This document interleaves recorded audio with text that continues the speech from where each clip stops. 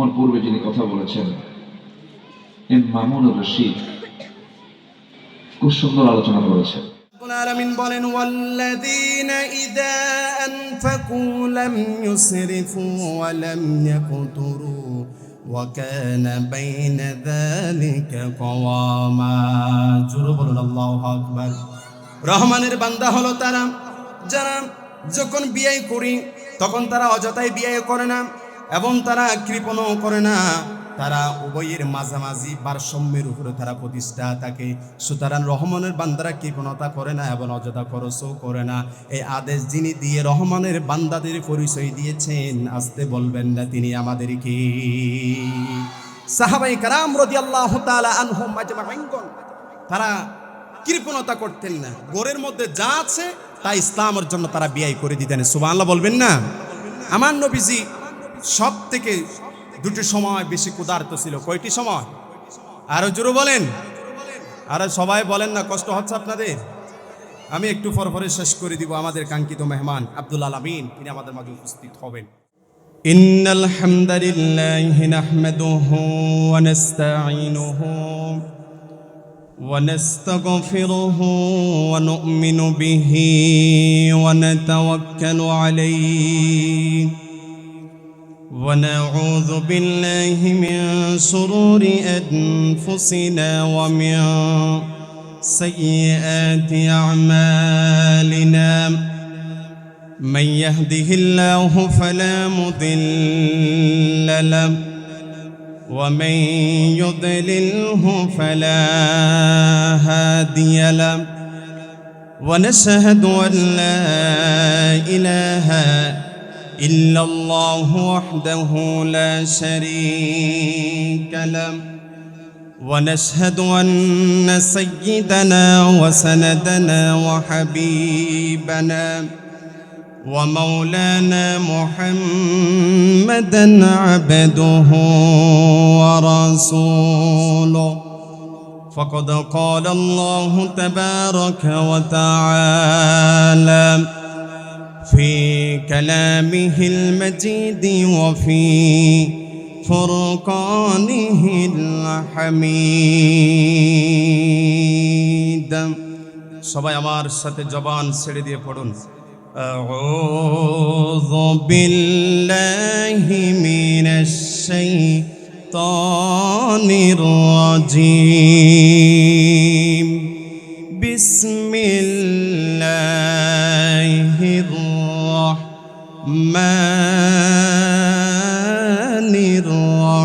الرحيم. إن الله وملائكته يصلون على النبي يا أيها الذين آمنوا صلوا عليه وسلموا تسليما. اللهم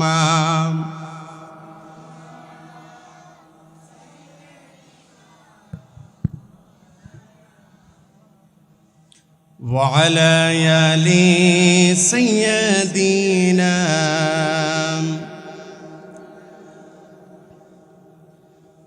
Medina की जन्नती बो आती है, आके पाके मदीना में नूरे जन्नत समकती है. अल्लाहुम्मा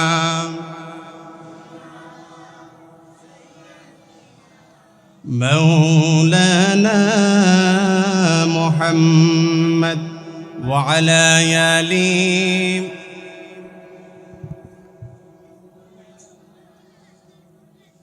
সবাই পড়েন বালাগাল উলা বিকামালিহি কাশাফাদ দুজা বিজামালিহি হাসানাত জামিউ সাল্লু. সাতকানিয়া উপজেলার অন্তর্গত ডিলারপাড়া এলাকাবাসীর উদ্যোগে আয়োজিত ডিলারপাড়া শাহী জামে মসজিদের মাঠ প্রাঙ্গণে অবস্থিত আজকের এই দ্বিতীয়তম তাফসীরুল কোরআন মাহফিলের মোহতারাম সম্মানিত সভাপতি অধ্যাপক মোহাম্মদ আবু তাহের হাফিজাহুল্লাহ, আমার আগেই কথা বলেছেন হযরত আলী শাহ রহমতুল্লাহি আলাইহি কেন্দ্রীয় জামে মসজিদের সম্মানিত খতিব মোহতারাম মাওলানা মহিউদ্দিন মাহবুব হাফিজাহুল্লাহ, কথা বলেছেন মৌলানা মোহাম্মদ শহীদুল ইসলাম, আমার পরপরই কথা বলবেন আন্তর্জাতিক খ্যাতি সম্পন্ন মুফাসসিরে কোরআন হযরত মাওলানা কারি আব্দুল্লাহ আল আমিন হাফিজাহুল্লাহ। আজকের এই তাফসীরুল কোরআন মাহফিলে উপস্থিত হযরত উলামায়ে কেরাম, মুরব্বিয়ানে কেরাম, আমার সামনে বসা তরুণ এবং যুবক ভাইয়েরা, পর্দার আড়ালে বসে আছেন আমার সম্মানিত মা এবং বোনেরা, আলোচনার সূচনায় আনুষ্ঠানিকতার মধ্য দিয়ে আমার পক্ষ থেকে দিলখোলা সালাম, আসসালামু আলাইকুম ওয়া রাহমাতুল্লাহি ওয়া বারাকাতুহু। মহান আল্লাহ তাআলার দরবারে শুকরিয়া আদায় করছি, যিনি আমাদেরকে গুরুত্বপূর্ণ একটি সময়ে আল্লাহর কোরআন থেকে কিছু কথা শোনার যে আল্লাহ তাআলা তৌফিক দান করলেন, তারই দরবারে শুকরিয়া আদায় করে সবাই উচ্চ কণ্ঠে পড়ছি আলহামদুলিল্লাহ। আবারও বলছি আলহামদুলিল্লাহ। দরুদ আর সালাম পেশ করছি নবী মুহাম্মদুর রাসূলুল্লাহ সাল্লাল্লাহু আলাইহি সাল্লামের প্রতি, যাকে আল্লাহ তাআলা রহমাতাল লিল আলামিন হিসাবে এ দরার বুকে প্রেরণ করেছেন। সবাই বলছি সাল্লাল্লাহু আলাইহি ওয়াসাল্লাম। সম্মানিত উপস্থিতি, আমরা যারা এখানে এসেছি, বসেছি, কোন কিতাব থেকে কথা শোনার জন্য বলেন তো দেখি? আরো জোরে বলেন, কোন কিতাব? এই কিতাবের মধ্যে কোনো ভুল আছে? কোনো সন্দেহ আছে? এটা কার কথা? আল্লাহ রাব্বুল আলামিন বলেন, যালিকাল কিতাবু লা রাইবা ফীহি হুদান লিল মুত্তাকিন। জোরে বলুন আল্লাহু আকবার। আল্লাহ ডাক দিয়া বলছেন, এটা এমন একটি কিতাব যেই কিতাবের মধ্যে কোনো ভুল নাই, কোনো সন্দেহ নাই, কোনো সংশয় নাই। এটা হচ্ছে মুত্তাকিদের জন্য পথ প্রদর্শক। পৃথিবীর কোনো মানুষ যদি সময় ব্যয় করে সেই কোরআন শোনার জন্য যদি আসতে পারে, বসতে পারে, আল্লাহ রাব্বুল আলামিন ডাক দেয়া বলেছেন লাআল্লাকুম তুরহামুন। জোরে বলুন আল্লাহু আকবার। আল্লাহ ডাক দেয়া বলছেন, যদি কোরআন শোনার জন্য যদি আসতে পারো, বসতে পারো, আমি আল্লাহ রাব্বুল আলামিন তোমাদেরকে রহমত দিয়ে ধন্য করব। জোরে বলুন সুবহানাল্লাহ। আমরা সেই কোরআন শোনার জন্য এসেছি। আপনারা কি শেষ পর্যন্ত থাকবেন? কারা কারা থাকবেন না হাতটা একটু দেখতে চাই। আপনারা কি চলে যাবেন বাসায়? ঠিক আছে। কারা কারা থাকবেন? দুই হাত দেখতে চাই। লিল্লাহি তাকবীর। এই আওয়াজে হবে না, আওয়াজ আর একটু উচ্চ গলায় দিতে হবে। কারণ যেভাবে দেশের মধ্যে কোন খারাপি হচ্ছে, যেভাবে পৃথিবীতে যুদ্ধের আশঙ্কা ছড়িয়ে পড়ছে, যদি মুমিন মুসলমানদের গলার আওয়াজ যদি ছোট হয়ে যায়, বেঈমান নাস্তিক মুশরিক যারা আছে তারা মুসলমানদের দিকে আঙ্গুল তুলে কথা বলবে। ঠিক কিনা বলেন? এই জন্য গলার আওয়াজকে উঁচু করতে হবে। মুসলমান, যদি আপনার গলার আওয়াজ যদি উচ্চ কণ্ঠে থাকে, তাহলে যারা সাদাবাজি করতেছে এরা ভয় পেয়ে আল্লাহর জমিন থেকে পালাতে বাধ্য হবে। ঠিক কিনা বলো মুসলমান?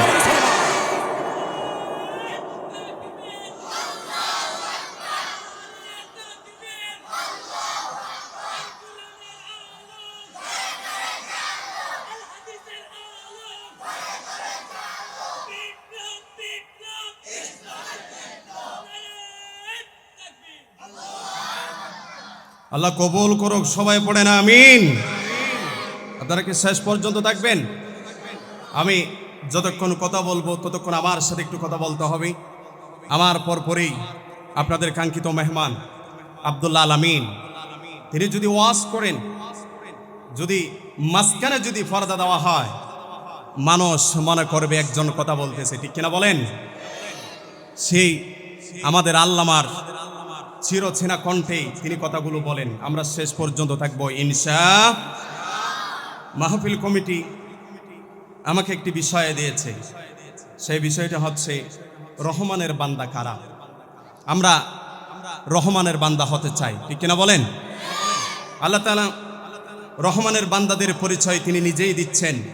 কুরআন আল কারীমের 25 নম্বর সূরা সূরাতুল ফুরকান আয়াত নাম্বার 63 নম্বর আয়াত থেকে আল্লাহ তাআলা রহমানের বান্দাদের পরিচয় তিনি নিজেই দিচ্ছেন। সুবহানাল্লাহ বলবেন না? আসুন আমরা সময় নষ্ট না করে সেই কোরআন থেকে আমরা কিছু কথা শুনি। আপনারা শেষ পর্যন্ত থাকবেন এ আশা করে আমি আমার আলোচনার দিকে যাচ্ছি। আল্লাহ যেন সঠিক কথাগুলো আমার জবান দিয়ে বাহির করে সবাই পড়েন আমিন। রহমানের বান্দা হলো তারাই যারা জমিনের মধ্যে বিনয়ের সাথে চলাচল করে, পৃথিবীর বুকে যারা ভদ্রভাবে নম্রভাবে যারা বিচরণ করে, এরা হলো রহমানের বান্দা। সুবহানাল্লাহ বলবেন না? আল্লাহ রাব্বুল আলামিন বলেন, وعباد الرحمن الذين يمشون على الأرض هونا وإذا خاطبهم الجاهلون قالوا سلاما। জোরে বলুন আল্লাহু আকবার। আল্লাহ রাব্বুল আলামিন বলেন, রহমানের বান্দা হলো তারা যারা পৃথিবীর বুকে নম্রভাবে বিচরণ করে। এক কথায় যারা অহংকারী না হয়ে নম্রভাবে পৃথিবীর জমিনের মধ্যে যারা চলাচল করে, এরাই হলো রহমানের বান্দা। যিনি এই ঘোষণা কোরআনের মধ্যে দিয়েছে, নাচতে বলবেন না তিনি আমাদেরকে। দেখবেন পৃথিবীতে কিছু মানুষ আছে, যদি তাদের টাকা পয়সা বেড়ে যায় অহংকারী হয়ে যায়, আছে না নাই? আবার কিছু মানুষ আছে যদি জ্ঞান বেড়ে যায় অহংকারী হয়ে যায়। আবার কিছু মানুষ আছে যদি ক্ষমতা পেয়ে যায় তারা অহংকারী হয়ে যায়, মানুষকে মানুষ পর্যন্ত মনে করে না। এরকম কিছু নেতা বাংলার জমিনে আছে না নাই? ক্ষমতা নিয়ে অহংকার করা যাবে না। ক্ষমতা দেওয়ার মালিক কে? আরো জোরে বলুন, ক্ষমতা দেওয়ার মালিক কে? যে আল্লাহ জনগণের সমর্থনে ক্ষমতার চেয়ারের মধ্যে বসাইলেন, সে আল্লাহ আবার জনগণের জুতা পিটা করে চেয়ার থেকে নামাতেও পারেন, ঠিক কিনা বলো মুসলমান? ক্ষমতা নিয়ে অহংকার করেছিল ফিরআউন, আল্লাহ তাকে বেইজ্জতি করে ধ্বংস করে দিয়েছেন। ক্ষমতা নিয়ে অহংকার করেছিল আরেক শয়তান নমরুদ, আল্লাহ তাকে বেইজ্জতি করেছেন।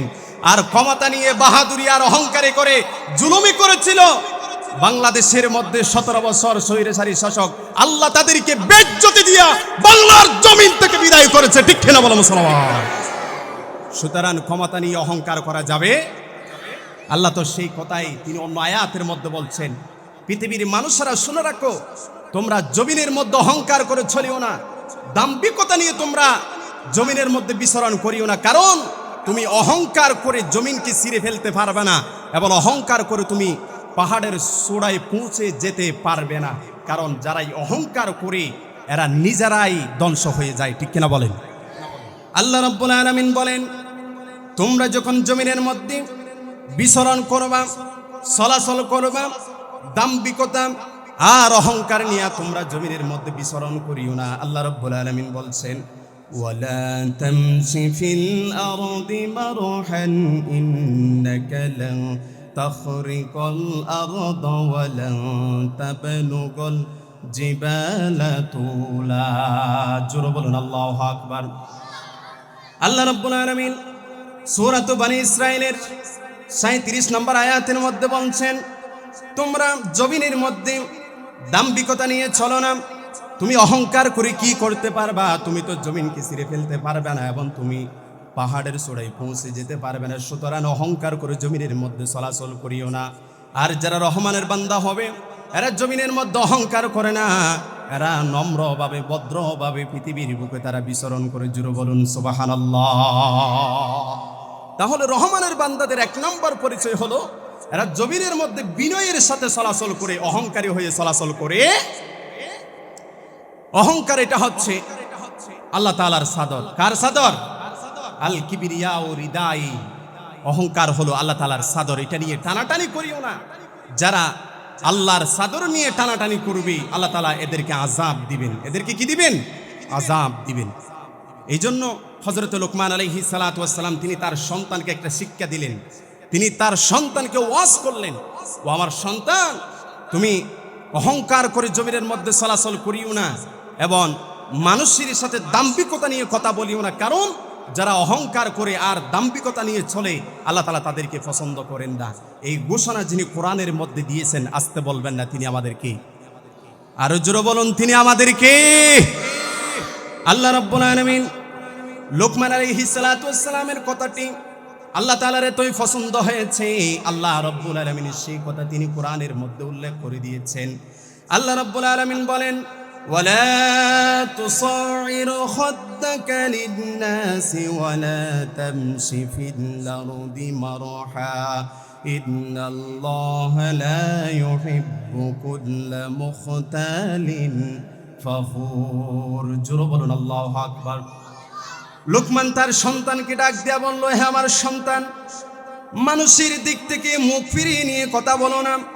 পৃথিবীর বুকে তুমি দাম্ভিকতা নিয়ে চলাচল করিও না, কারণ আল্লাহ রাব্বুল আলামিন যারা অহংকার নিয়ে চলে, দাম্ভিকতা নিয়ে চলে, আল্লাহ রাব্বুল আলামিন তিনি তাদেরকে পছন্দ করেন না। জোরে বলুন নাউযুবিল্লাহ।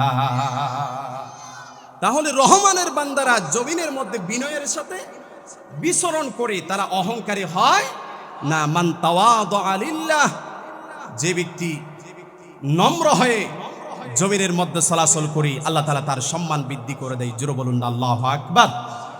তাহলে রহমানের বান্দাদের এক নাম্বার পরিচয় হলো, এরা যখন জমিনের মধ্যে বিচরণ করে তখন তারা নম্র হয় এবং ভদ্র হয়।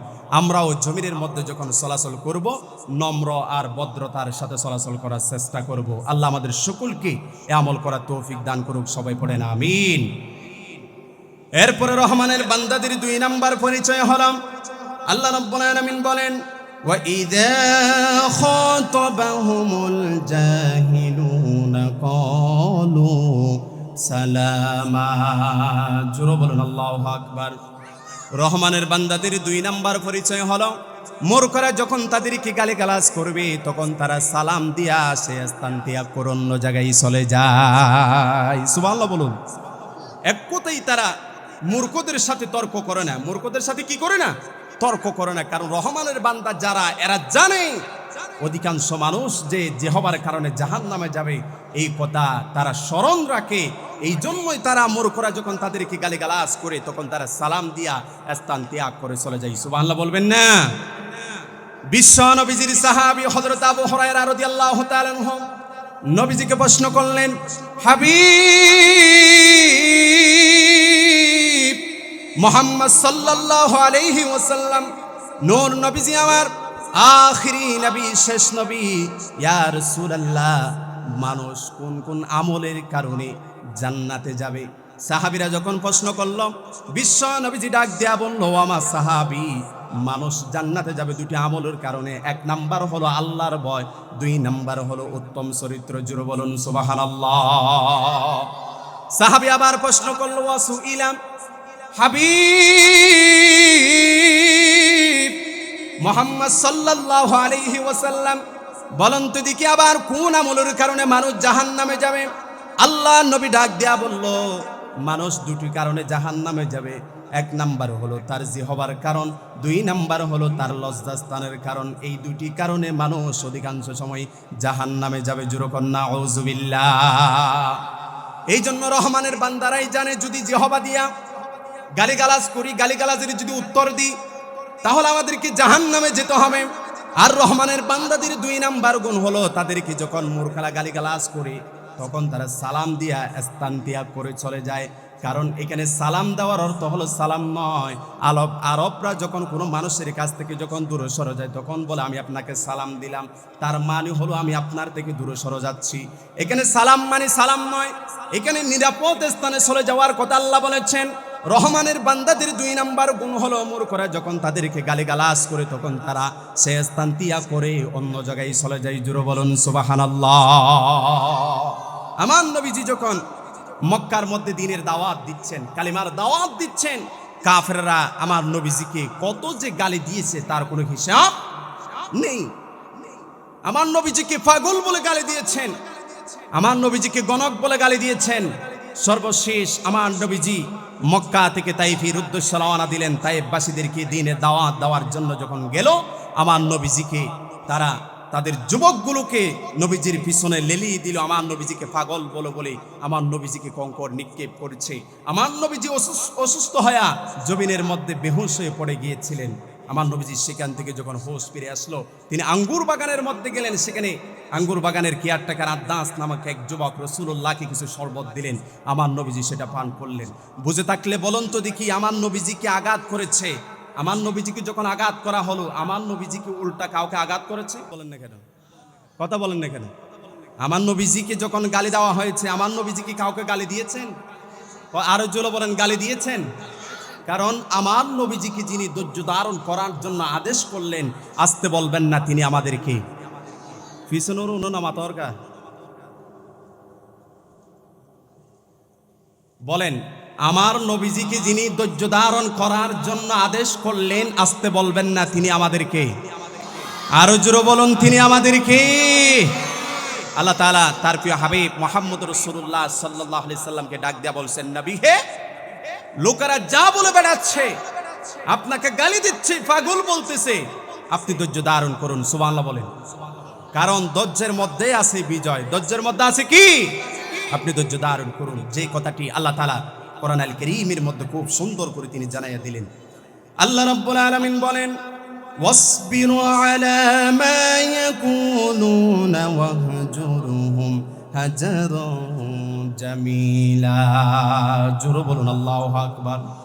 আল্লাহ রাব্বুল আলামিন বলেন, লোকেরা যা বলে বেড়াচ্ছে সে বিষয়ে আপনি ধৈর্য ধারণ করুন আর ভদ্রভাবে তাদের থেকে আলাদা হয়ে যান। তারা যদি আপনাকে গালি দেয়, পাগল বলে, আপনি ধৈর্য ধারণ করবেন। তাদের স্থান ত্যাগ করে আপনি অন্য জায়গায় চলে যাবেন।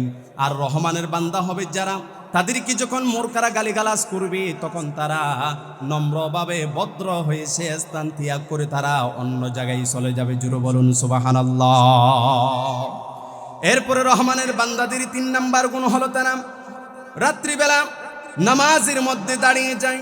আল্লাহ রাব্বুল আলামিন বলেন, ওয়াল্লাযীনা ইয়াবিতুনা লিরাব্বিহিম সুজদান ওয়া কিয়ামা। জোরে বলুন আল্লাহু আকবার। আল্লাহ রাব্বুল আলামিন বলেন, রহমানের বান্দারা রবের সামনে সিজদায় অবনত হয়ে দাঁড়িয়ে রাত কাটিয়ে দেয়। রহমানের বান্দারা রাত্রিবেলা নামাজের মধ্যে দাঁড়িয়ে যায়। জোরে বলুন সুবহানাল্লাহ। এ আয়াতের ব্যাখ্যায় শহীদ সৈয়দ কুতুব রহমাতুল্লাহি আলাইহি বলেন, রহমানের বান্দারা দিনের বেলা মানুষের সাথে সম্পর্ক করে আর তাদের রাত কেটে যায় আল্লাহর বই। জোরে বলুন সুবহানাল্লাহ। রহমানের বান্দাদের উল্লেখযোগ্য বৈশিষ্ট্য হলো, তারা রাত্রিবেলা তাদের ফিটকে বিছানা থেকে আলাদা করবেন আর আশঙ্কা নিয়ে তারা তাদের রবকে ডাকবেন। আল্লাহ রাব্বুল আলামিন সেই কথা কোরআনের অন্য আয়াতের মধ্যে আল্লাহ রাব্বুল আলামিন বলছেন, তাতাজাফা জুনুবুহুম আনিল মাদাজি'i ইয়াদউনা রাব্বাহুম খাউফান ওয়া তামাআ ওয়া মিম্মা রাযাকনাহুম ইউনফিকুন। জোরে বলুন আল্লাহু আকবার। রহমানের বান্দাদের উল্লেখযোগ্য বৈশিষ্ট্য হল, তাদের ফিট বিছানা থেকে আলাদা হয়ে যায়, নিজেদের রবকে ডাকে আশঙ্কা ও আকাঙ্ক্ষা সহকারে, এবং আল্লাহ তাআলা তাদেরকে যা রিজিক দিয়েছেন সেখান থেকে তারা ব্যয় করে। তাহলে রহমানের বান্দারা রাত্রিবেলা নামাজের মধ্যে দাঁড়িয়ে আল্লাহকে স্মরণ করে এবং আল্লাহর কাছে তারা ক্ষমা প্রার্থনা করে। সুবহানাল্লাহ বলবেন না? শুধু তাই নয়, অন্য আয়াতের মধ্যে এসেছে, কানু কলিলাম মিনাল লাইলি মা ইয়াহজাউন ওয়া বিল আসহারি হুম ইস্তাগফিরুন। রহমানের বান্দারা রাত্রিবেলা খুবই কম ঘুমায় আর তারা রাতের শেষ প্রহরগুলোতে আল্লাহর কাছে ক্ষমা প্রার্থনা করে। সুবহানাল্লাহ বলবেন না? বিশ্ব নবীজি তিনি রাত্রিবেলা কিভাবে তিনি নামাজের মধ্যে দাঁড়াতেন, আম্মা জান আয়েশা সিদ্দিকা রাদিয়াল্লাহু তাআলা আনহা বলেন, আমার নবীজি রাত্রিবেলা তিনি নামাজের মধ্যে এমন ভাবে দাঁড়িয়ে থাকতেন, তার পা গুলো ফুলে যেত এবং তার পা গুলো ফুলে বিশাল হয়ে যেত। আম্মা জান আয়েশা সিদ্দিকা রাদিয়াল্লাহু তাআলা আনহা প্রশ্ন করলেন, ইয়া রাসূলুল্লাহ, আপনি এমনটি কেন করেন? আপনার আগের গুনাহ মাফ, পরের গুনাহ মাফ, তারপরও কেন আপনি এমনটি করেন? আমার নবীজি আয়েশা সিদ্দিকা রাদিয়াল্লাহু তাআলা আনহাকে ডাক দেয়া বলছেন, আমি কি আমার রবের শুকরগুজার বান্দা হব না? এই জন্য আমি নামাজের মধ্যে দাঁড়াই। আহা দেখেন সাহাবায়ে কারাম রাদিয়াল্লাহু তাআলা আনহুম আজমাইন গণ আল্লাহ রব্বুল আলামিনের শুকরগুজার বান্দা হওয়ার জন্য তারা রাত্রিবেলা নামাজের মধ্যে দাঁড়িয়ে যেত। জোরে বলুন সুবহানাল্লাহ। রাসূলের বিখ্যাত সাহাবী হযরতে আব্বাদ বিন বিশর রাদিয়াল্লাহু তাআলা আনহু নবীজির সাথে কোন একটি যুদ্ধের ময়দানে গেলেন। ওই যুদ্ধের মধ্যে এক ইহুদির স্ত্রী পৃথিবীর জমিন থেকে বিদায় হয়ে গেল। ইহুদি ঘরের মধ্যে আসার পরে সিদ্ধান্ত নিয়ে নিল, আমার স্ত্রীকে যারা পৃথিবীর জমিন থেকে বিদায় করে দিয়েছে, আমার স্ত্রীকে যারা পৃথিবীর জমিন থেকে বিদায় করে দিয়েছে, আমিও তাদেরকে পৃথিবীর জমিন থেকে বিদায় করে দিব। এক কথায় আমার স্ত্রীর হত্যার প্রতিশোধ আমি নিবই, এই প্রতিজ্ঞা করে ইহুদি তীর নিয়ে বসে আছেন। আপনাদের মনোযোগ কি আছে? মনোযোগ আছে? মনোযোগ আছে?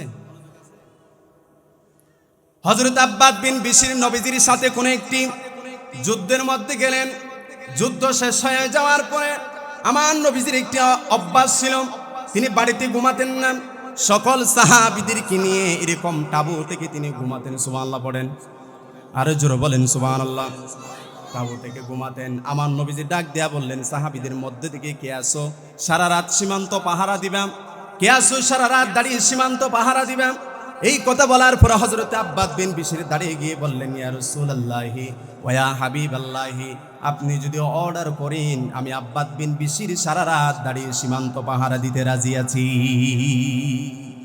আপনি যদি অর্ডার করেন সারা রাত দাঁড়িয়ে আমি সীমান্ত পাহারা দিতে রাজি আছি।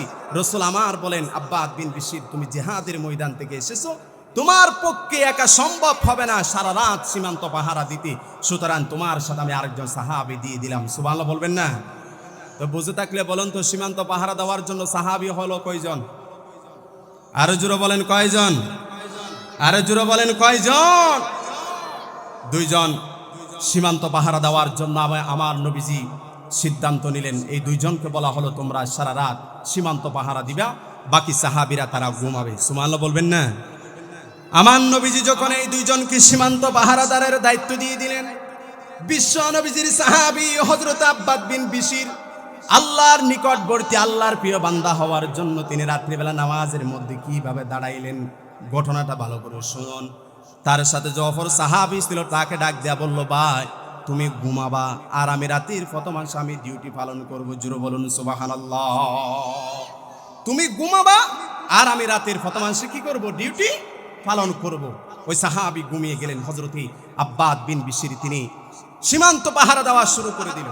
শুরু করে দেওয়ার পরে তিনি সিদ্ধান্ত নিল, শত্রুপক্ষ তো দেখা যাচ্ছে না, আমি যদি নামাজের মধ্যে দাঁড়িয়ে আল্লাহর সাথে যদি কথা বলা শুরু করে দিই তাহলে কতই না উত্তম হবে। জোরে বলুন সুবহানাল্লাহ। কারণ রহমানের বান্দারা রাত্রিবেলা নামাজের মধ্যে দাঁড়ায়। কোথায় দাঁড়ায়? নামাজের মধ্যে দাঁড়ায়। আর আমার দেশের কিছু মানুষ রাত্রিবেলা এই যে মাটি কাটা গাড়ি থেকে চাঁদা দাবি করার জন্য দাঁড়িয়ে থাকা আছে না নাই? আরো জোরে বলুন আছে না নাই? ওরা সাতকানিয়াকে তছনছ করে ফেলতেছে। এই সমস্ত কিছু বদমাইশ মাটি কুরোরা, ঠিক কিনা বলেন আমার বন্ধুগণ?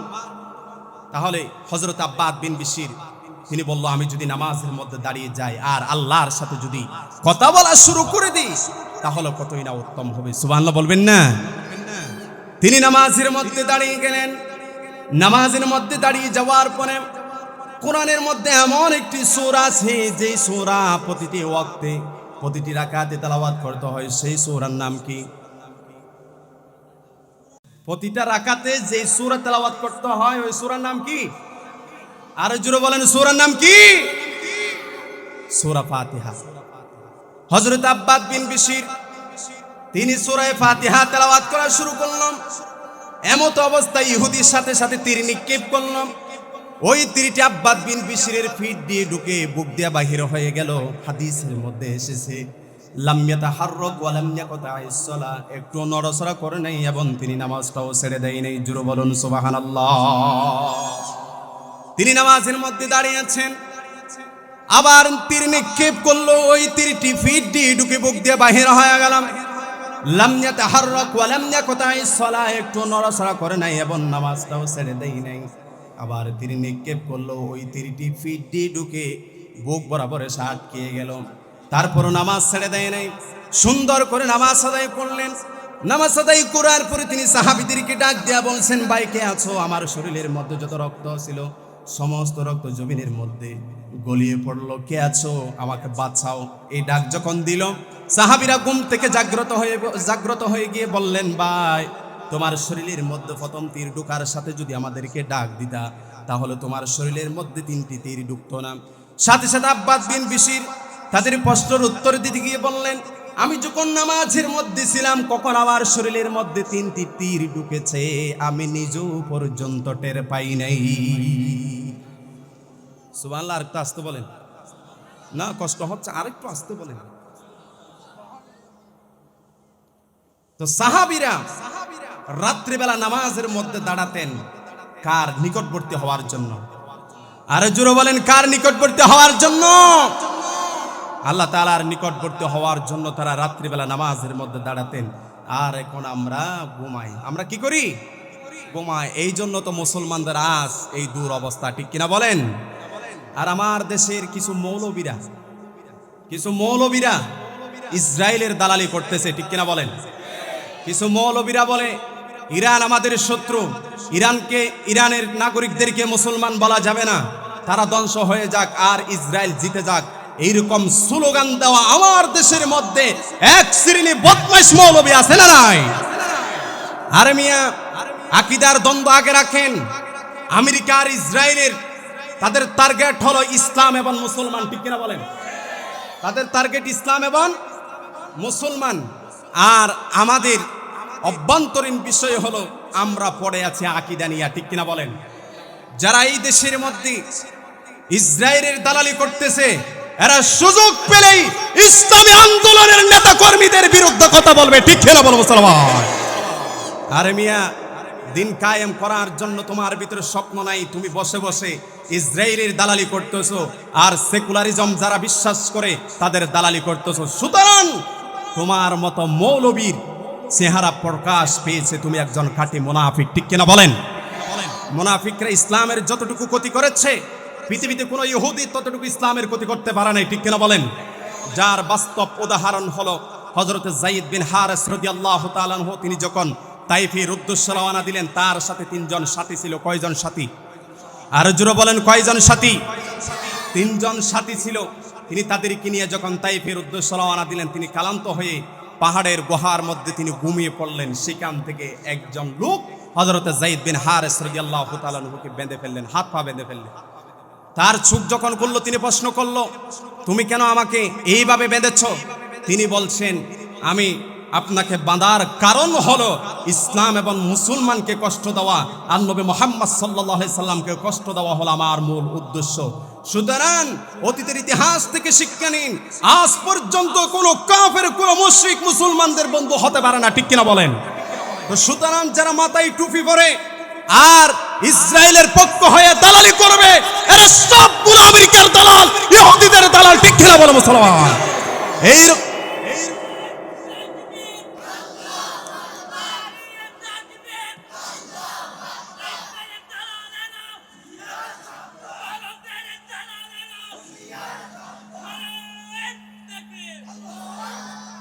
আল্লাহ কবুল করুক, সবাই পড়ে না আমিন।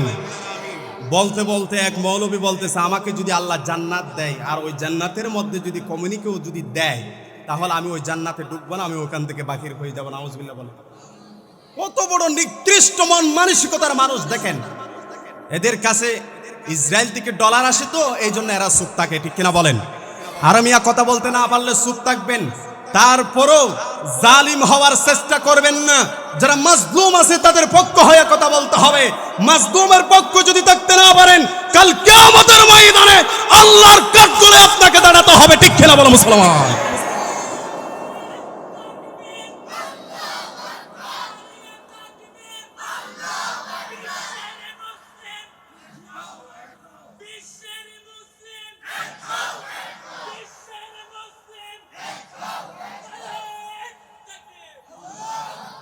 আল্লাহ আমাদের সকলকে কবুল করুক, সবাই পড়েন আমিন। তাহলে রহমানের বান্দাদের 3 নাম্বার গুণ হলো তারা রাত্রিবেলা নামাজের মধ্যে দাঁড়িয়ে যায় আর আল্লাহকে স্মরণ করি, আর তারা কেঁদে কেঁদে আল্লাহর কাছে ক্ষমা প্রার্থনা করে, ঠিক কিনা বলেন? এরপরে রহমানের বান্দাদের 4 নাম্বার গুণ হলো তারা জাহান্নামের আযাব থেকে বাঁচার জন্য আল্লাহর কাছে দোয়া করে। একটা হাদিস মনে পড়ে গেল, রাসূলুল্লাহ সাল্লাল্লাহু আলাইহি সাল্লাম বলছেন, নারুকুম জুজউম মিন 70 জুজআম মিন নারি জাহান্নাম। দুনিয়ার মধ্যে আল্লাহ তাআলা যে আগুন দিয়েছেন ওই আগুন হলো জাহান্নামের আগুনকে 70 ভাগ করে 1 ভাগ আল্লাহ দুনিয়ার মধ্যে দিয়েছেন। এই আগুন সহ্য করার ক্ষমতা আমাদের মধ্যে নেই, এই আগুন সহ্য করার ক্ষমতা পৃথিবীর কোনো মানুষের মধ্যে নেই। সুতরাং জাহান্নামের আগুন আপনি কিভাবে সহ্য করবেন? এই জন্য রহমানের বান্দা যারা, তারা আল্লাহর কাছে জাহান্নামের আযাব থেকে বাঁচার জন্য দোয়া করে। জোরে বলুন না সুবহানাল্লাহ। আল্লাহ রাব্বুল আলামিন বলেন, ওয়াল্লাযীনা ইয়াকুলুনা রাব্বানা সরিফ আন্না আযাব জাহান্নাম ইন্না আযাবাহা কানা গরামা। জোরে বলুন আল্লাহু আকবার। রহমানের বান্দারা আল্লাহকে বলে, হে আমাদের রব, জাহান্নামের সেই সর্বনাশা আযাব থেকে আপনি আমাদেরকে বাঁচান। কারণ রহমানের বান্দারা জানে পৃথিবীর কোনো মানুষ আমল দিয়া আল্লাহর জান্নাতে প্রবেশ করতে পারবে না, ঠিক কিনা বলেন? পৃথিবীর কোনো মানুষ তার আমল দিয়া আল্লাহর জান্নাতে ঢুকতে পারবে? বিশ্ব নবীজি, সবাই বলুন মুহাম্মদুর রাসূলুল্লাহ সাল্লাল্লাহু আলাইহি ওয়াসাল্লাম হাদিসের মধ্যে বলেছেন, তোমাদের মধ্য থেকে কেউ আমল দিয়া জান্নাতে ঢুকতে পারবে না। সুবহানাল্লাহ বলবেন না?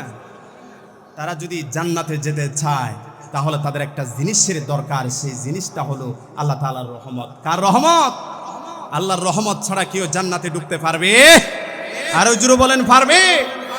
কেউ আল্লাহর রহমত ছাড়া জান্নাতে ঢুকতে পারবে না। এই জন্য রহমানের বান্দারা আল্লাহর কাছে তারা বারবার দোয়া করে, আল্লাহ আপনি আমাদেরকে জাহান্নামের আযাব থেকে বাঁচান। আল্লাহ আমাদের সকলকে এই জাহান্নামের আযাব থেকে বাঁচার যে দোয়া, সেই দোয়া করার তৌফিক দান করুক। সবাই পড়েন আমিন। মুমিনরা আল্লাহর কাছে যতটা জান্নাত চায় এর থেকে আরো বেশি জাহান্নাম থেকে বাঁচার জন্য দোয়া করে, ঠিক নয় কি? প্রতিটা নামাজের মধ্যে বলি, রব্বানা আতিনা ফিদ দুনিয়া হাসানাতাও ওয়া ফিল আখিরাতি হাসানাতাও ওয়া কিনা আযাবান্নার। জোরে বলুন আল্লাহু আকবার। আল্লাহকে বলি, আল্লাহ দুনিয়ার মধ্যে কল্যাণ দাও, আখিরাতেও কল্যাণ দাও, এবং জাহান্নামের আগুন থেকে আমাদেরকে বাঁচাও। মুমিনরা যতটা আল্লাহর কাছে জান্নাত চায় এর থেকে আরো বেশি জাহান্নাম থেকে বাঁচার জন্য তারা আল্লাহর কাছে দোয়া করে। জোরে বলুন সুবহানাল্লাহ। এরপরে রহমানের বান্দাদের 5 নাম্বার গুণ হলো তারা অপচয় করে না এবং কৃপণতাও করে না। আর মিয়া কিছু দলে আছে কৃপণতা করে, আছে না নেই? আচ্ছা বলুন তো দেখি, পৃথিবীর মধ্যে যত ধনী আছে, কোন ধনী কি টাকা নিয়ে কবরে গেছে? আরো জোরে বলেন, গেছে? আরে মিয়া, টাকার জোরে কবরের উপরে ফুল ফুটানো যায়, টাকার জোরে কবরের ভিতরে ফুল ফুটানো যায় না, ঠিক কিনা বলেন? টাকার নিয়ে কেউ কবরের মধ্যে যাবে না। সুতরাং কৃপণতা করার দরকার নাই এবং অপচয় করবেন না, মধ্যম পন্থা অবলম্বন করবেন। যারা মধ্যম পন্থা অবলম্বন করে, আল্লাহ তাআলা বলছেন এটা হলো আমার বান্দা। সুবহানাল্লাহ বলবেন না? আল্লাহ রাব্বুল আলামিন বলেন, ওয়াল্লাযীনা ইযা আনফাকু লাম ইউসরিফু ওয়া লাম ইয়াকতুরু ওয়া কানা বাইনা যালিকা কাওয়ামা। জোরে বলুন আল্লাহু আকবার। রহমানের বান্দা হলো তারা যারা যখন বিয়ে করি তখন তারা অযথাই বিয়ে করে না এবং তারা কৃপণও করে না, তারা উভয়ের মাঝামাঝি ভারসাম্যের উপরে তারা প্রতিষ্ঠা থাকে। সুতরাং রহমানের বান্দারা কৃপণতা করে না এবং অযথা খরচও করে না। এই আদেশ যিনি দিয়ে রহমানের বান্দাদের পরিচয় দিয়েছেন, আসতে বলবেন না তিনি আমাদেরকে। সাহাবায়ে কেরাম রাদিয়াল্লাহু তাআলা আনহুম আজমাইন, তারা কৃপণতা করতেন না। ঘরের মধ্যে যা আছে তা ইসলামের জন্য তারা বিয়ে করে দিতেন। সুবহানাল্লাহ বলবেন না? আমার নবীজি সব থেকে 2টি সময় বেশি ক্ষুধার্ত ছিল। কয়টি সময়? আরো জোরে বলেন। আরে সবাই বলেন না, কষ্ট হচ্ছে আপনাদের? আমি একটু পরে শেষ করে দিব। আমাদের কাঙ্ক্ষিত মেহমান আব্দুল আলামিন, তিনি আমাদের মাঝে উপস্থিত হবেন। আপনারা থাকবেন তো ইনশাআল্লাহ? একটু আওয়াজ দিয়ে কথা বলুন তো দেখি বাবা। সাহাবায়ে কেরাম রাদিয়াল্লাহু তাআলা আনহুম আজমাইনগণ কোনোদিন কৃপণতা করে নাই। আর আমার নবীজি মুহাম্মদ সাল্লাল্লাহু আলাইহি সাল্লাম কয় সময় বেশি ক্ষুধার্ত ছিল? আরো জোরে। দুই সময় ক্ষুধার্ত ছিল, একটা হচ্ছে তাইফের সময়, আরেকটা হচ্ছে কন্দকের যুদ্ধে ফরিকা খনন করার সময়। আমার নবীজি ফরিকা খনন করতে দিয়া রাত দিন তিনি ফরিকা খনন করার কাজে নিয়োজিত ছিলেন। তার ক্ষুধার্ত যখন বেড়ে গিয়েছে, আমার নবীজি ক্ষুধা সহ্য করতে না পেরে তিনি পেটের মধ্যে পাথর বেঁধেছেন। এই দৃশ্যটি একজন সাহাবী দেখতে পেল, তার নাম হলো হযরত জাবের রাদিয়াল্লাহু তাআলা আনহু। তিনি দেখার সাথে সাথে রাসূলের সামনে এসে বললেন, হাবিব মুহাম্মদ সাল্লাল্লাহু আলাইহি ওয়াসাল্লাম, নূর নবীজি আমার, আখিরি নবী, শেষ নবী, আপনি ক্ষুধার জ্বালায় পেটের মধ্যে পাথর বেঁধেছেন, এটা আমি দেখেছি ইয়া রাসূলুল্লাহ। আমার খুব কষ্ট হচ্ছে, আপনি একটু ধৈর্য ধারণ করেন, আমি বাড়ির মধ্যে যাব, কি আছে দেখবো, যা আসি সেটা আমি আপনার জন্য রান্না করবো। জুরু বলুন সুবহানাল্লাহ। ঘরের মধ্যে গেলেন, বিবিকে ডাক দিয়া বলল, বিবি ঘরের মধ্যে কি আছে দেখো। আমার নবীজি ক্ষুধার্ত, তিনি পেটের মধ্যে পাথর বেঁধেছে, কি আছো তোমার ঘরের মধ্যে কি আছে তুমি একটু দেখো। বিবি বলে, স্বামী গো, ঘরের মধ্যে তো কিচ্ছু নেই রান্না করার মতো। হযরতে জাবের রাদিয়াল্লাহু তাআলা আনহু বলল, ওই যে আমার একটি ছোট্ট ছাগি আছে, সেটা তুমি জবে করে রান্না করে দাও। সুবহানাল্লাহ বলবেন না? রান্না করা হলাম, খাবারের আয়োজন করা হলাম। বিবি ডাক দিয়া বললাম, স্বামী যাও, রসুলকে একা দাওয়াত দিবেন, কারণ ছাগলের মাংস হয়েছে মাত্র 4 কেজি থেকে 5 কেজি, এর থেকে আর বেশি হবে না, সুতরাং রসুলকে একাই দাওয়াত দিবা। হযরতে জাবের রাদিয়াল্লাহু তাআলা আনহু রসুলের সামনে গিয়ে বললেন, ইয়া রাসূলুল্লাহ, চলেন, আজকে দুপুরে আমার বাড়িতে আপনার দাওয়াত। সুবহানাল্লাহ বলেন, আরো জোরে বলেন সুবহানাল্লাহ। হযরতে জাবের রাদিয়াল্লাহু তাআলা আনহু বলার সাথে সাথে আমার নবীজি হাত উঁচু করে বললেন, ও আমার সাহাবীরা, আজকে সবার দাওয়াত আমার সাহাবী জাবের রাদিয়াল্লাহু তাআলা আনহুর ঘরের মধ্যে। সুবহানাল্লাহ বলেন। বেবি দাওয়াত দেওয়ার জন্য বলেছিল শুধুমাত্র রসুলকে। এখন রসুলকে যখন গিয়ে বলল, আমার নবীজি একা গেলেন না সাহাবীদেরকে নিয়ে গেলেন? একা গেলেন নাকি সাহাবীদেরকে নিয়ে গেলেন? তা আমার নবীজি আগে খেতেন না খাওয়াইতেন? তা আমার দেশের নেতারা আগে খায় নাকি খাওয়ায়? আগে খায়। আবার কর্মীকে বলে, তুই সারাদিন আমার জন্য কষ্ট করবি, আর রাত্রিবেলা তোর জন্য নারীর ব্যবস্থা আছে। এরকম বদমাইশ নেতা আছে না নাই? সারাদিন তার কর্মীর দ্বারা চাঁদাবাজি করায়, জুলুম করায়, আর বলে রাত্রিবেলা তোর জন্য নারীর ব্যবস্থাও আছে। নাউজুবিল্লাহ বলবেন না? আমার নবীজি তিনি আগে খাইতেন না, তিনি আগে কি করতেন? খাওয়াইতেন। নবীজি আমার সাহাবীদেরকে নিয়ে জাবের রাদিয়াল্লাহু তাআলা আনহুর বাড়িতে গেলেন। সেই 5 থেকে 6 কেজি গোশত সকল সাহাবীদেরকে তিনি খাওয়াইলেন। আমার নবীজির বরকতে হাত যখন ডেকসির সাথে লাগলো, আল্লাহ রাব্বুল আলামিন সাথে সাথে তিনি বরকত বাড়িয়ে দিলেন। সুতরাং সাহাবীরা কৃপণতা করতো না, আর রহমানের বান্দা যারা, এরাও কৃপণ হয় না, এরা আবার অযথা বিয়াইও করে না, বিলাসিত করে না, তারা ভারসাম্যের উপরে তারা প্রতিষ্ঠিত থাকে। জোরে বলুন সুবহানাল্লাহ। এরপরে রহমানের বান্দাদের 6 নম্বর গুণ হলো তারা শিরিক করে না। আল্লাহ রাব্বুল আলামিন বলেন, ওয়াল্লাযীনা লা ইয়াদউনা মা'আল্লাহি ইলাহান আখার। জোরে বলুন আল্লাহু আকবার। রহমানের বান্দারা কাউকে ডাকে না, রহমানের বান্দারা ডাকে একজনকে, আসতে বলবেন না, তিনি আমাদেরকে। আমরা বিপদের সময় ডাকে কাকে? আরো জোরে বলেন কাকে? এই জন্য রহমানের বান্দাদের অন্যতম গুণ হলো এরা শিরিক করে না, এরা ইবাদত করে আল্লাহ। এরা দুনিয়ার কোনো মানুষের কাছে তারা সন্তান চায় না, এরা শিরিক করে না। কারণ আল্লাহ তাআলা বলেছেন, যারা আমার ইবাদত করার সময় শিরিক করে, আমি তার আমল এবং তাকে আমি আল্লাহ তাআলা ত্যাগ করে ফেলি। নাউজুবিল্লাহ বলবেন না? তো সুতরাং রহমানের বান্দাদের 7 নম্বর 6 নম্বর গুণ হলো এরা শিরিক করে না, এরা ডাকে সব সময় আল্লাহকে। কাকে ডাকে? আল্লাহর নামটি একটু আওয়াজ নেন তো দেখি, আল্লাহ। আর জোরে বলেন আল্লাহ। তাহলে রহমানের বান্দারা ডাকে কাকে? আর জোরে বলেন কাকে ডাকে? এরপরে 7 নম্বর হলো রহমানের বান্দারা অন্যায়ভাবে মানুষকে হত্যা করে না। আমার দেশের মধ্যে হত্যা আছে না নাই? আর জোরে বলেন আছে না নাই? রাজনীতির প্রতিহিংসার কারণে বিভিন্ন জায়গায় আমরা দেখতে পাচ্ছি মানুষ মানুষকে হত্যা করতেছে, ঠিক কিনা বলেন? যারা মানুষই মনে না করে হত্যা করে, এরা কোনোদিন রহমানের বান্দা হতে পারে না, ঠিক কিনা বলেন? মানুষ হত্যা করা এটা হলো আবু জেহেলের অভ্যাস। এটা কার অভ্যাস? আবু জেহেলের অভ্যাস। সুতরাং রহমানের বান্দাদের অন্যতম পরিচয় হলো এরা মানুষকে অন্যায়ভাবে হত্যা করে না। আমরা দেখেছি আমাদের দেশের মধ্যে একজন ইসলামী স্কলার এবং কোরআনের পাখি আল্লামা দেলওয়ার হোসেন সাইদি রহমতুল্লাহি আলাইহি 13 বছর জেলখানার মধ্যে আটকিয়ে রেখে ইনজেকশন পুশ করে তাকে শহীদ করে দেওয়া হয়েছিল, ঠিক কিনা বলেন? এই দেশের মধ্যে সকল খুনিদের বিচার হয়েছে, এই দেশের মধ্যে যারা অপরাধী করেছে তাদের বিচারের ব্যবস্থা হয়েছে। কিন্তু দুঃখজনক হলেও সত্য, কোটি কোটি মুসলমানদের হৃদয়ের স্পন্দন আল্লামা দেলওয়ার হোসেন সাইদিকে যারা শহীদ করেছে তাদের বিচার হয় নাই। যেই ডাক্তার ইনজেকশন পুশ করে তাকে শহীদ করে দিয়েছে সেই ডাক্তারকে এখনো পর্যন্ত গ্রেফতার করা হয় নাই, ঠিক কিনা বলেন? আমাদের প্রাণের দাবি হলো আল্লামা দেলওয়ার হোসেন সাইদিকে যারা পৃথিবীর জমিন থেকে বিদায় করে দিয়েছে তাদেরকে সর্বোচ্চ শাস্তির আওতায় আনতে হবে, ঠিক কিনা বলো মুসলমান? এই মতের পক্ষে কারা কারা রাজি আছেন দুই হাত তুলে আল্লাহকে দেখায়া দেন।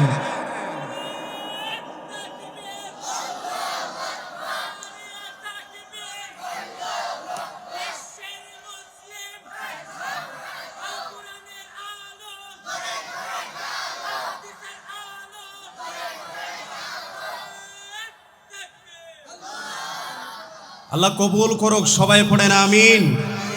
তাহলে রহমানের বান্দাদের 7 নাম্বার বৈশিষ্ট্য হলো এরা অন্যায়ভাবে মানুষকে হত্যা করে না। এরপরে 8 নাম্বার গুণ হলো তারা জিনা করে না। জিনা আছে না নাই? আরো জোরে বলেন, আছে না নাই? আমাদের দেশে যে যত বড় নেতা সে তত বড় জেনাকুর, ঠিক কিনা বলেন? নারী ছাড়া নাকি তার গুম হয় না, নারী ছাড়া তার কি হয় না? আর মিয়া তোর যদি গুম না হয় হালাল ভাবে নিয়ে গুমা, হালাল ভাবে নিয়ে গোমা, কিন্তু অবৈধভাবে ক্ষমতার প্রভাব বিস্তার করে সারা রাত জিনা করে। এই জন্য এই দেশের মধ্যে গজব আর বিপদ আসতেছে, ঠিক কিনা বলেন? যে সমস্ত নেতারা ওই যে জিনা করে এদেরকে শরীয়তের মানদণ্ড অনুযায়ী এদের শাস্তির ব্যবস্থা করতে হবে, ঠিক কিনা বলেন? আর আমার দেশে ইউনুদের ভিডিও ভাইরাল হয়, ইউনুদের ভিডিও কি হয়? ভাইরাল হয়, কিন্তু বিচার হয় না। বিচার ব্যবস্থা যখন শক্তিশালী হবে তখন এই দেশ থেকে জেনাকুররা ফালাতে বাধ্য হবে, ঠিক কিনা বলেন? এই দেশের মধ্যে যখনই বিচার ব্যবস্থা শক্তিশালী হবে চাঁদাবাজরা ফালাতে বাধ্য হবে, ঠিক কিনা বলেন? এই দেশের মধ্যে যখনই বিচার ব্যবস্থা শক্তিশালী হবে তখনই এই দেশের মধ্যে শান্তি ফিরিয়ে আসবে, ঠিক কিনা বলেন? যদি শান্তি ফিরিয়ে আসতে চান বিচার ব্যবস্থা চালাতে হবে আল্লাহর কোরআন দিয়া, ঠিক কিনা বলো মুসলমান? কারণ আল্লাহর কোরআনের বাহিরে গিয়ে যারাই বিচার করবে সকল মানুষ অন্যায় বিচার করবে। যদি নিয়েই বিচার প্রতিষ্ঠা করতে চান আল্লাহর কোরআন ছাড়া বিকল্প নাই, বিকল্প নাই, ঠিক কিনা বলো মুসলমান? সুতরাং রহমানের বান্দাদের 8 নাম্বার গুণ হলো এরা জিনা করবে না। যারা জিনা করবে এদেরকে সমাজ থেকে বিতাড়িত করবে, ঠিক কিনা বলেন? আল্লাহ তাআলা বলছেন ওয়ালা ইয়াজনুন ওয়া মান ইয়াফআল যালিকা ইয়ালকা আসামা। রহমানের বান্দারা জিনা করে না। রহমানের বান্দারা কি করে না? জিনা করে না। এরপরে 9 নাম্বার হলো রহমানের বান্দারা মিথ্যা সাক্ষী দেয় না। কি সাক্ষ্য দেয় না? তা আমার দেশে মিথ্যা সাক্ষ্য আছে না নাই? আসতে বলেন কেন আছে না নাই? পিছনত দি জুন আসুন হত না তো মাতনত দরহান নেই এলা হত না বাজি। হ্যাঁ, মিথ্যা সাক্ষ্য আছে না নাই? কত মানুষের সম্পদ যা হারিয়ে ফেলতেছে শুধুমাত্র মিথ্যা সাক্ষীর কারণে। ইতিহাস অনেকের অজানা, ঠিক কিনা বলেন? এদেশের মধ্যে মিথ্যা সাক্ষ্য দিয়ে নিরপরাধ মানুষগুলোকে অপরাধী বানায়, ঠিক কিনা বলেন? তো সুতরাং যারা মিথ্যা সাক্ষ্য দিবে এরা রহমানের বান্দা নয়, আর যারা মিথ্যা সাক্ষ্য না দিয়ে সত্যের পক্ষে লড়বে এরাই হলো রহমানের বান্দা। এই ঘোষণা যিনি দিয়েছেন গলার আওয়াজকে উঁচু করে বলুন তো তিনি আমাদের কি? আরো জোরে বলুন তিনি আমাদের কি? আমার বন্ধুগণ, আল্লাহ রাব্বুল আলামিন বলেন ওয়াল্লাযীনা লা ইয়াশহাদুনা আয-যুর। রহমানের বান্দারা মিথ্যা সাক্ষ্য দেয় না, মিথ্যা কথা বলে না। সুবহানাল্লাহ বলেন। তো সমাজের মধ্যে মিথ্যাবাদী আছে না নাই? সমাজের মধ্যে মিথ্যাবাদী বেশি নাকি সত্যবাদী বেশি? নামাতবাদী। সমাজের মধ্যে মিথ্যাবাদী বেশি না সত্যবাদী বেশি? মিথ্যাবাদী আছে না নাই? আরো জোরে বলেন, আছে না নাই? তো যারা মিথ্যা কথা বলবে এবং মিথ্যা সাক্ষ্য দিবে, এরা কোনোদিন রহমানের বান্দা হতে পারে? আরো জোরে বলুন, হতে পারে? এরা রহমানের বান্দা হতে পারে না। রহমানের বান্দাদের অন্যতম বৈশিষ্ট্য হলো এরা মিথ্যা সাক্ষ্য দেয় না এবং মিথ্যা কথাও বলে না। আল্লাহ আমাদের সকলকে মিথ্যা কথা থেকে, মিথ্যা সাক্ষ্য দেওয়া থেকে বিরত থাকার তৌফিক দান করুক। সবাই পড়েন আমিন। এরপরে 10 নম্বর হলো রহমানের বান্দাদের 10 নম্বর গুণ হলো তারা বাজে কথা বলে না। কি কথা? কি কথা? আরো জোরে বলেন, কি কথা? তারা বাজে কথা বলে না। আচ্ছা, বাজে কথা বললে মানুষের সম্মান বাড়ে না কমে? রহমানের বান্দারা বাজে কথা বলে নাকি বাজে কথা থেকে বিরত থাকে? বাজে কথা যারা বলে এরা তো রহমানের বান্দা হতে পারে না, ঠিক কিনা বলে? যার মুখ দিয়ে আবুল তাবুল কথা বাহির হয় সে কোনোদিন রহমানের বান্দা হতে পারে না। কারণ রহমানের বান্দারা কথা বলবে হিসাব কইরা, রহমানের বান্দারা কথা বলবে আল্লাহকে সন্তুষ্ট করার জন্য, ঠিক কিনা বলে?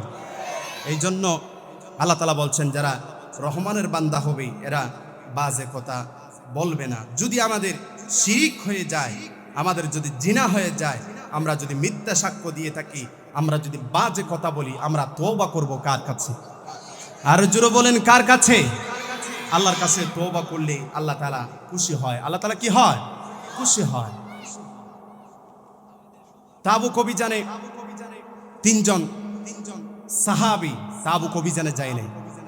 একজন নাম হচ্ছে মুরারা ইবনে রুবাই, কাব বিন মালিক, হেলাল বিন উমাইয়া। কয়জন সাহাবী? আর জোরে বলেন, কয়জন? 3 জন সাহাবী অলসতার কারণে যায়নি। বিনা যুদ্ধে আমার নবীজি ফিরে আসলো। যারা মুনাফিক ছিল তারা রসুলের সামনে গিয়ে বলল, ইয়া রাসূলুল্লাহ, পারিবারিক সমস্যার কারণে যেতে পারিনি, পারিবারিক ঝামেলার কারণে যেতে পারে নাই। যখন কাব বিন মালিক রসুলের সামনে এসে বলল, ইয়া রাসূলুল্লাহ, অলসতার কারণে তাবুক অভিযানে যেতে পারি নাই, আপনি আমাদেরকে ক্ষমা করে দেন। আমার নবীজি সাথে সাথে দাঁড়িয়ে গিয়ে বলল, সাহাবীরা, আজ থেকে এই 3 জন সাহাবীর সাথে কথা বলা যাবে না, এই 3 জন সাহাবীর সাথে ওঠা বসা করা যাবে না, এদেরকে ছায়ের দাওয়াত দেওয়া যাবে না। আমার নবীজি যখন বয়কট করলো, কাব বিন মালিক ঘরের মধ্যে যায়। ঘরের মধ্যে যাওয়ার পরে ঘরে প্রবেশ করবে, স্ত্রী বলে, আপনি ঘরের মধ্যে যদি প্রবেশ করেন আমি পিছনের দরজা দিয়ে বাহির হয়ে যাব, কারণ মুহাম্মদুর রাসূলুল্লাহ, সবাই বলেন সাল্লাল্লাহু আলাইহি ওয়াসাল্লাম, আপনাকে বয়কট করেছে, সুতরাং আমিও আপনাকে বয়কট করলাম। সুবহানাল্লাহ বলবেন না? এখন স্ত্রী বয়কট করলো, ছেলে সন্তান বয়কট করলো, এই 3 জন সাহাবীকে সবাই বয়কট করে দিল। তারা কেঁদে কেঁদে আল্লাহর কাছে তওবা করলো। কার কাছে তওবা করলো? একদিন নয়, 2 দিন নয়, কাব বিন মালিক সহ হেলাল বিন উমাইয়া, মুরারা ইবনে রুবাই, এই 3 জন সাহাবী একদিন নয়, 2 দিন নয়, 40 দিন যাবত আল্লাহর কাছে তওবা করলো। আল্লাহ রাব্বুল আলামিন তাদের তওবা কবুল করলেন এবং খুশি হয়ে বলে দিলেন, ওয়া আলাস সালাতাতিল্লাযীনা খুল্লিফু। জোরে বলুন আল্লাহু আকবার। আল্লাহ ডাক দেয়া বলছেন, নবী, হ্যাঁ, এই 3 জন সাহাবীকে আমি ক্ষমা করে দিলাম, আপনিও ক্ষমা করে দেন। আমার বন্ধুগণ, যদি আমাদের ভিতরে জিনার মতো যদি অপরাধ হয়ে থাকে, মিথ্যা কথা বলার মতো যদি অপরাধ হয়ে থাকে, আমাদের ভিতরে বাজে কথা বলার যদি অপরাধ হয়ে থাকে, আর যদি শিরিক করে থাকি, তাহলে তওবা করব কার কাছে? আর জোরে বলেন, কার কাছে? যদি আল্লাহর কাছে তওবা করতে পারি, যিনি আমাদেরকে খুশি হয়ে মাফ করে দিবেন, আসতে বলবেন না তিনি আমাদেরকে। শিরিক যদি হয়ে যায়, তওবা তো করতেই হবে, কারণ আল্লাহ ডাক দেয়া বলছেন, ওয়া মান ইউশরিক বিল্লাহি ফাকাদ হারামাল্লাহু আলাইহিল জান্নাহ ওয়া মাওয়াহুন নার। জোরে বলুন আল্লাহু আকবার। যারা শিরিক করে এদের জন্য আমি আল্লাহ জান্নাত হারাম করে দিই। সুতরাং যদি শিরিক হয়ে যায়, জিনার মতো যদি গুনাহ হয়ে যায়, মিথ্যা কথা যদি বলেন, মিথ্যা যদি সাক্ষ্য দেন, আল্লাহর কাছে কান্নাকাটি করে তওবা করবেন। যদি তওবা করতে পারেন, যিনি আপনাকে আমাকে ক্ষমা করে জান্নাতি বানায় দিবেন, আসতে বলবেন না তিনি আমাদেরকে। আমার বন্ধুগণ, আমাকে যে বিষয় দেওয়া হয়েছে সেই বিষয়টি হলো রহমানের বান্দাদের পরিচয়। রহমানের বান্দা কারা? রহমানের বান্দা 1 নাম্বার গুণ হলো তারা জমিনের মধ্যে যখন চলাচল করে তখন তারা বিনয়ী হয়, ভদ্র হয়। বিনয়ী আর কি হয়? বদ্রহ। কিছু যুবক আছে এমনভাবে চলাচল করে মনে হয় যে পুরো দুনিয়াটাই তার, আছে না নাই? আরো জোরে বলুন, আছে না নাই? সম্মানিত মানুষকে সম্মানিত মানুষ হিসাবে গণনাও করে না, এরকম কিছু যুবক আছে না নাই? যুবক, এরকম করবেন না। যার সামনে আপনি গা পুলিয়ে যাচ্ছেন, বুক সেটিয়ে যাচ্ছেন, সেও কিন্তু এক সময় আপনার মতো যুবক ছিল, ঠিক কিনা বলেন? কিন্তু সে বুড়ো হয়ে গিয়েছে। আপনারও সময় আসবে বুড়া হওয়ার, আপনারও সময় আসবে কি হওয়ার? বুড়া হওয়ার সময় আসবে। সুতরাং জমিনের মধ্যে যখন চলাচল করবেন, বিনয়ের সাথে চলবেন, দাম্ভিকতা করবেন না, অহংকার করবেন না, বিনয়ী হবেন। যত বিনয়ী হতে পারবেন ততই আল্লাহ তাআলা আপনাকে সম্মানিত করবে। সুবহানাল্লাহ বলবেন না? এরপরে রহমানের বান্দাদের 2 নাম্বার গুণ হলো এরা মূর্খরা যখন তাদেরকে গালিগালাজ করে তখন তারা সালাম দিয়ে স্থান ত্যাগ করে চলে যায়। এই গুণটি সকল মানুষেরই ভিতরে থাকা উচিত, ঠিক নয় কি? যদি মানুষকে ক্ষমা করা শিখতে পারি, গালি দিয়েছে, গালির বদল গালির পরিবর্তে যদি আমি তাকে সায়ের দাওয়াত দিতে পারি, ভালোবাসার বন্ধন তৈরি হয়ে যাবে, ঠিক কিনা বলেন? আমার নবীজি সেটাই করতেন, আমরাও সেটা করার চেষ্টা করব ইনশাআল্লাহ। এরপরে 3 নাম্বার হলো রহমানের বান্দারা রাত্রিবেলা নামাজের মধ্যে দাঁড়ায়। আমরাও রাত্রিবেলা নামাজের মধ্যে দাঁড়াবো, পারবো তো ইনশাআল্লাহ? আরো জোরে বলেন, পারবো তো ইনশাআল্লাহ? হুজুর, তাহাজ্জুদ পড়া তো দূরের কথা, ফজর নামাজ পর্যন্ত তো পড়ি না, এরকম কিছু মানুষ আছে না নাই? আরো জোরে বলুন না।